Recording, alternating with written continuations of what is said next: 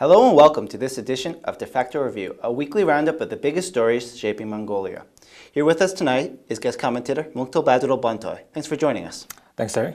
We're live on Facebook at VTelevision. We want to hear your thoughts, so send us some comments on Twitter with hashtag #jargle_defacto coming up in the program. Prime Minister Horulsuk is cutting deals to build his next cabinet, but will it be a government divided? Mongolia is growing its wind capacity with new projects, and the so-called Asia supergrid in its crosshairs.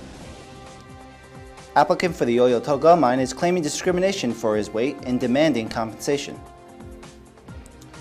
A new fintech company is disrupting microfinance with its credit scoring and small loans. Our first story. Mongolia's new Prime Minister, Okhna Horulsuk, is now cutting deals with the factions of the Mongolian People's Party to appoint his cabinet. Horulsuk last week made his 15 cabinet appointments, with the president expected to confirm those nominations in the coming days. Some nominees are elected officials despite his promise not to breach the so-called double Del rule, which is an informal prerogative not to appoint MPs as ministers that is a metaphor to the traditional robes Mongolians wear. The IMF has delayed an about $38 million payment when it pushed back a mission to review the progress made by governments since the approval of a $5.5 billion economic rescue to relieve debt pressures and stabilize the Tugruk. The IMF has promised to come back once a new government is appointed. So, Mogi, let's go over some of these nominations. Right. And looking at them, do you think this is a solid unified cabinet or not? I think unified is not the right word. It's probably... it's been a stumbling block for past governments. It's going to be, in a way, a coalition government within its own party. So okay. Two different factions of the party. The new prime minister had to divide up the cabinet seats, because, I mean, if he wants to last as a prime minister for a very long time, at least, at most 33 years, he will have to make deals within his own ruling party, which is, the supermajority in parliament. Yeah. And there's a ruling party congress coming up at the end of November, which will elect a new party chairman. So if Prime Minister Horulsuk wants to continue on as a prime minister, he will have to become the party chairman. Yeah. So there's a danger of, if a different person gets elected as party chairman, the new party chairman might say, hey, I want to be prime minister. Yeah. So you might only... That would be a problem. That would be a problem. So, continuing on the problem of, too many prime ministers in such a short time in Mongolia. So, it's not going to be a cabinet ruled by one person. It will be a divided cabinet, as it always has been for the foreseeable past. It comes up with the issue of, how a cabinet is formed. Yeah. And the root of the problem might be in the constitution, where every minister has to get appointed by parliament. So any prime minister ends up not having the cabinet he wants, really. So this is the case, same case going on. And one interesting thing is, besides himself, Horulsuk is not a member of parliament. But no, he's not. But every other cabinet nominee is a current member of parliament. So that's a little unprecedented. It's never been this much MPs in cabinet before. So it shows you that he is really trying to form a cabinet that's going to last, that's going to have the support of the parliament, especially the ruling party. So you don't even have a government set up, and there's already a mark against the prime minister. Then it is, of course. Horulsuk became prime minister in a very unconventional way, especially coming from the Mongolian People's Party, which has traditionally been seen as a stable, experienced 70 plus years of... well, you say unconventional, but actually government reformations are quite common in Mongolia. Sure. So why unconventional? Unconventional because he, fought within his own party, and unconventional because usually it was the other party, the Democratic Party, which was technically, a coalition, a merger of 4, 5, 6 political parties that was formed in the early 2000s. Yeah. So, DP already acts is sort of a coalition of little small political parties. But we never thought MPP was this fractured. There was always, of course, rumors that MPP, is as fractured as DP, but just never shows it in public. So he broke through those traditions of keeping things indoors within MPP. So it's unconventional that way. He fought with his own party very publicly and very loudly. So even if the Mongolian People's Party have a supermajority behind them, the prime minister can't consolidate his parties, it's all good for nothing. Right, 65, so they say it's sort of evenly split between 32 and 33 MPs. So there's one faction alone itself cannot even form a quorum in a parliament. So Erdogan, the previous prime minister, was ousted with the help of the opposition party. Prime Minister Hurlsuk was appointed with the help of the opposition party as well. So there was a lot of criticism that the one half of the MPP is dealing with the opposition, not within his own party. So it's unconventional in that way. So there were some objections coming from the president and anti-corruption authorities. Who are some of these replacements and why? Well, the anti-corruption agency did not say anything, but it was Prime Minister Hurlsuk himself who said that three of the nominees that three of the seats that he gave to his the other faction, which they called the faction of the 32, because there are 32 MPs in the opposing side. Not a very convenient name, but go on. So it was because they say he felt that some of them had too much business interests. For example, the previous nominee for the deputy prime minister was a prominent businessman. He is a small shareholder in the Mongolia's largest private company, MCS. He's been executive at that company for a very long time before he also took the seat away from Mr. Betoluk in the election. Right. No, it's not the same Imkam Galan. Imkam Galan is from Hufskol province. So, there's a couple of people. There's Elde Watcher, he's also a MCS sort of groomed businessman. He won against Batula, my confusion. Current prime minister. So there's 15 nominees for cabinet. President, I'm sure, will okay this. So next week we'll probably, deadline is, as I understood it, is Wednesday to appoint all of the cabinet by law. So by Tuesday or Wednesday we'll have probably a parliament and approve all of the ministers, because they're not going to let it go to dissolution, I imagine. They wouldn't. So, the ruling party came together and agreed on the 15 nominees. So, in theory, they don't need the DP members to even attend the session. And most important on Mongolia's agenda right now is the IMF agreement. So, can you just say a few words about the finance minister and how him and the prime minister might view this? Well, Hurul Batar, who's the nominee for finance minister, he supported Hurlsuk, so he would be, I think, in the same corner with the prime minister. He's an economist. He's educated abroad. He's deemed as one of the financial and economic guys. So I would say he's a experienced and right guy for the job. When the first sort of, if you can call it, a foreign meeting that the prime minister had after he got elected by parliament was meet with the IMF representative, saying that he wanted the IMF deal to go ahead. So, and the prime minister did say in various speeches that the IMF deal will have to go through, continue. So I don't see any problems with that. The IMF did delay. But it seems mostly prudent. They just want a recommitment from the next government. Various Moody's, I think, said that the couple of months delay in the second installment will not hurt the Mongolia's rating outlook. So a couple of months delay, I think, is not going to affect the economy. And partly it was offset by a good first half economy. But remember, Mongolia, sovereign debt payments in January. Right. Our second story. Mongolia has launched a series of new wind power projects to develop its huge renewable energy potential and start delivering clean electricity to other countries in the region in preparation for the creation of an Asia supergrid. Thomson Reuters reported last week that the Mongolian government and officials from France's state energy conglomerate ENGIE held a groundbreaking ceremony on Thursday for the first of the new wind farms, which is scheduled to be completed by the end of 2018. The 55-megawatt Sanchin plant, which is 460 kilometers southeast of Ulaanbaatar, will help power a long-awaited industrial complex in the region, including an oil refinery.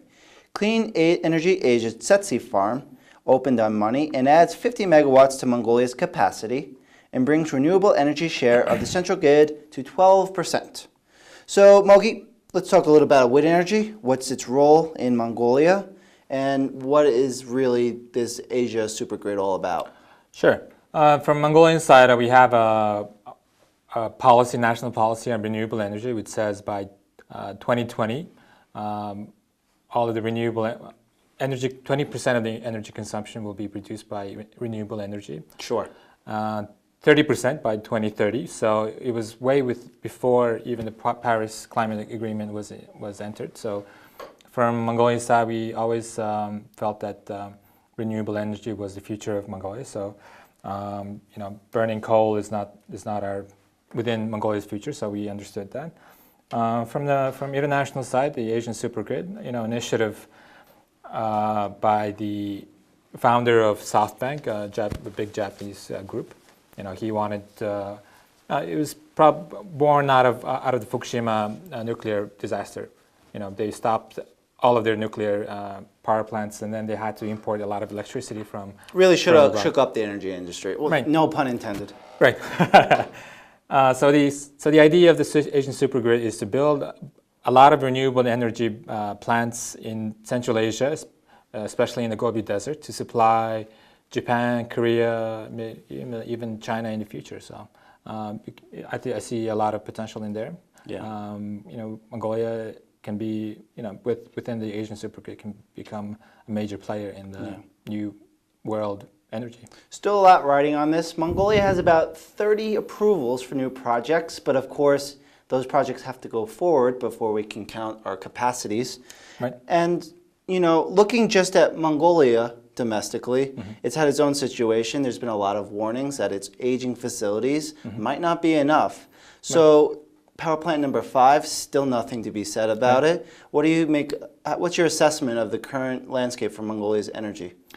I'm not sure about what the new prime minister will say, but the previous prime minister, when he took power, he said they're not going to touch CHP5 during the 4 years. Oh, that's not good. Well, we'll see how they go forward. There's a lot of small domestic issues with the CHP5. I think it's going to be like 10th anniversary of the CHP5 groundbreaking next year or something. So this CHP5 thing has been going on for way too long. Environmentalists will be happy. They don't want to see so many coal projects go forward. But Mongolia needs energy, though. It needs heat. Right, but all of the renewable energy pipeline will not be able to supply UB in the short term. So we do need a significant amount of new energy, and only I think a portion will be able to get supplied by renewable. So we do need CHP5. I hope it goes ahead. I'm not sure what the new prime minister thinks, but within the MPP platform, CHP5 is not there, so that's a problem. That's an issue. Okay, and going back to the super energy grid, there's still a lot more work to be done. We need transmission lines, we need energy deals. It won't all happen overnight. It may be decades in the making, could come faster, but it's just something that I think Mongolia is actually really getting ahead of. Right. And well, if we start producing excess amount of energy from wind and solar power plants, there's already a coalition with Japan, Korea, and Chinese state-owned state grids. So if, in theory, if we start producing some extra megawatts, hopefully the Chinese state grid will be able to buy it and then sort of sell it off to Japan. So Mongolia is not going to supply Japan directly. It'll be Mongolia supplying China, and then China supplying Japan. It's a Japan and Mongolia is not China in your trade, can you, right. Mongolia? It's a trade-off thing. Yeah. So it's not supplying directly Japan. So okay. For our third story, A 33-year-old man is taking the Oil Toga copper gold mine to court claiming discrimination against his weight when he wasn't hired for a position. The man, T.S. Chimbag, is basing his case on an alleged policy that forbids hiring anyone over 100 kilograms. He said he has lodged a claim with the Human Rights Council over the matter and is demanding compensation for a salary he says is owed from last May. So let's just talk about why a mining company would look at this as a safety hazard. Why? He says it's discrimination, but they might see it as safety guidelines. So let's talk about that. Well, I think if you just talk within the legal framework, I think there might be a case of human rights discrimination here. But, from the company side, I can't blame the company as well. It is a mining company. It is managed by Rio Tinto, which is likes to pat itself on the back for being number one out of the majors in incredibly thorough. I mine visited safety. the mine. So obesity is obvious, of course, it's a health thing, a health risk, right? And especially if you're working in the mine. But this guy has actually applied for a job that's not specifically working in the mine. He's going to be a safety supervisor of some sorts. So he won't be directly working in the mine, but he will be supervising safety. So from the company's point of view, you might want someone who's healthy himself to be able to supervise safety. So I can understand it from the company point of view, but from the legal point of view, I think there might be a case, legal case here, where the court might say that the OT did breach the law, labor laws when in their hiring practices. I visited the OT mine, and I can say as soon as you step foot on the premises, there's a whole bunch of safety precautions you got to take. So I can see where both parties are coming from. Maybe he's doing clerical work a lot of the time. I don't know. I've never seen this man, so I don't know his weight conditions.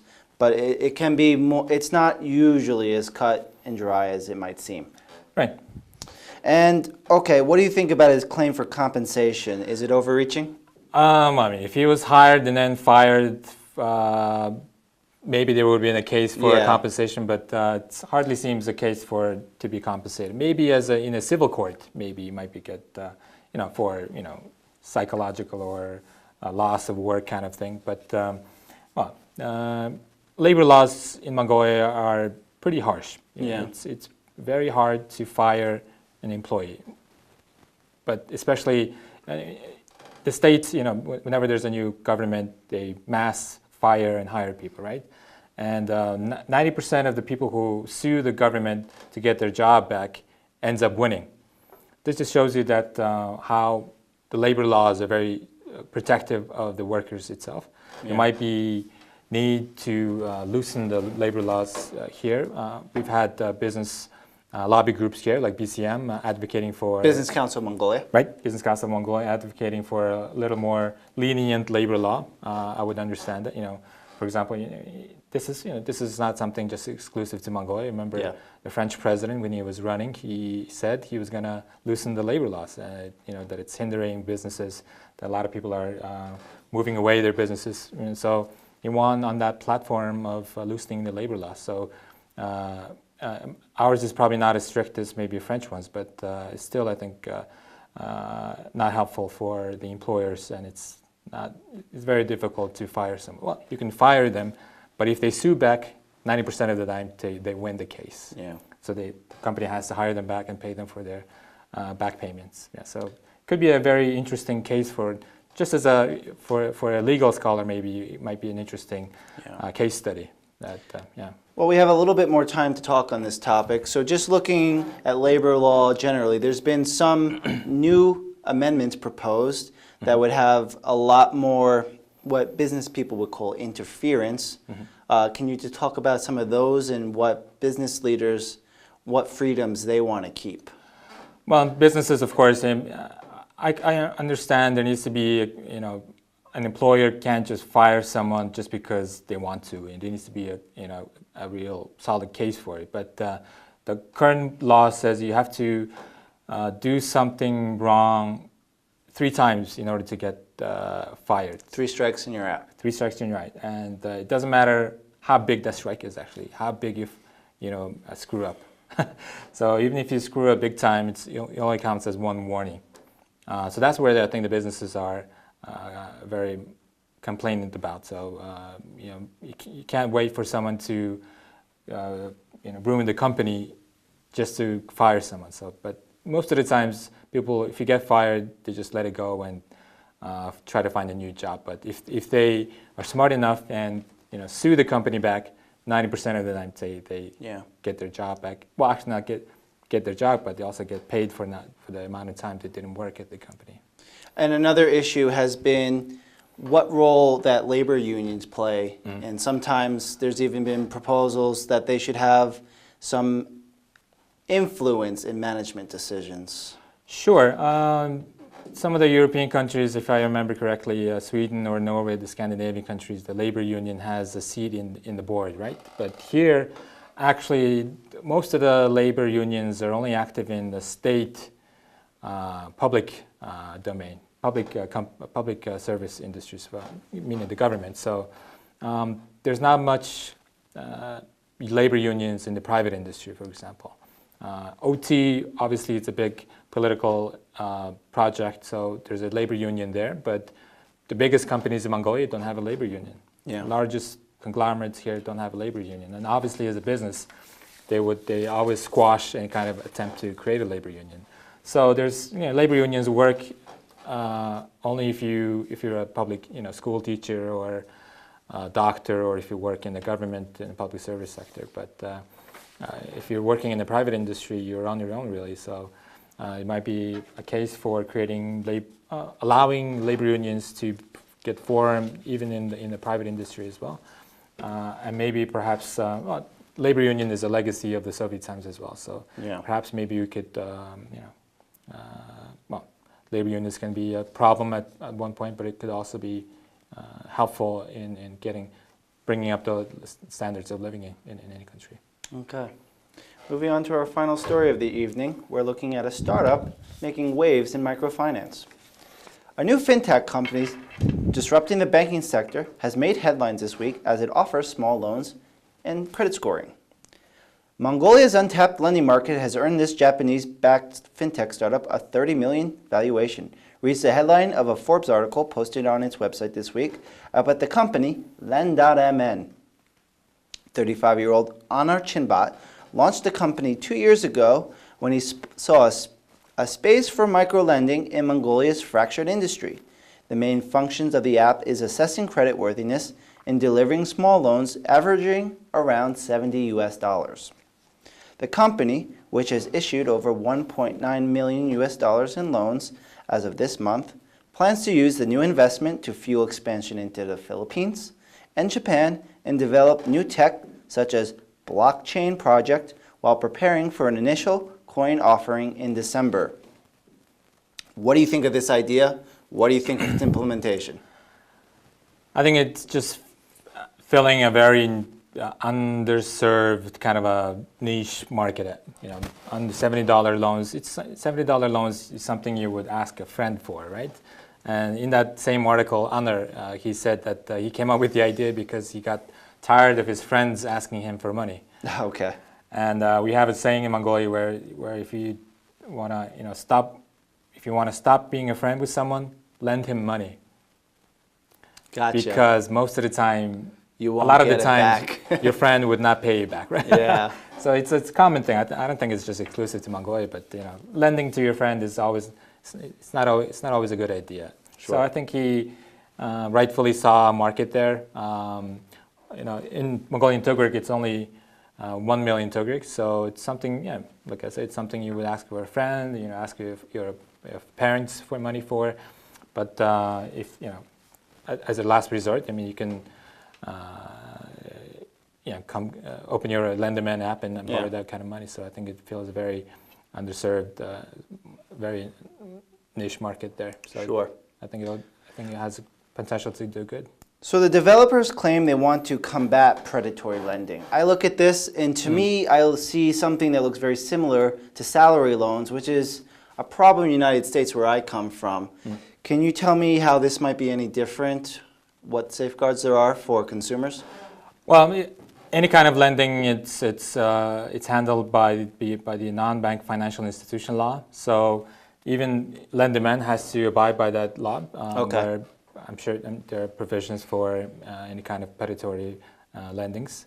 But I agree that it might take a while for people to realize, to get used to this idea of borrowing small, it's a micro, maybe even a nano type loan, $70. So obviously the market regulators of course need to watch for this. But I'm not worried about the predatory lending aspect of it, because it is based on your social media profiles, and it's being backed by significant amount of money. So I wouldn't worry about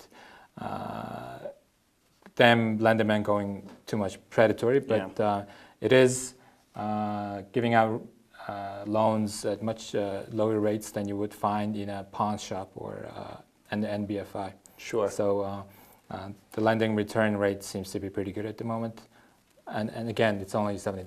Yeah.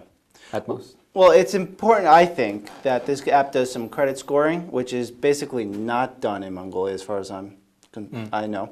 It's really a tool that looks at you as an individual, and it looks at your history of making payments, and it determines like how well you can actually make the payment on a potential loan. Right. It's used for all kinds of things, including getting employment, getting a new apartment or home, and of course borrowing some more. Right. So looking at it from that end, it's definitely a step in the right direction, and I would think more companies really have to start doing this as well. Right. I would agree.